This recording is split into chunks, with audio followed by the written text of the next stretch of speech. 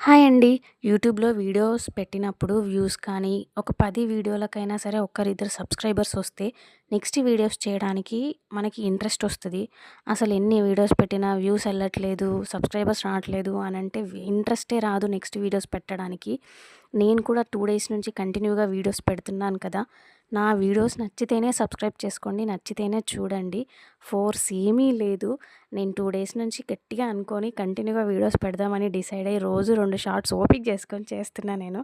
అందుకే నా వీడియోస్ నచ్చితే మాత్రమే సపోర్ట్ చేయండి. నచ్చకపోతే వదిలేయండి. ఓకేనా? ఇది అయితే నిన్నటి సండే వీడియో. సండే రోజు మధ్యాహ్నంకి పిల్లల కోసమని చారు చేస్తున్నా.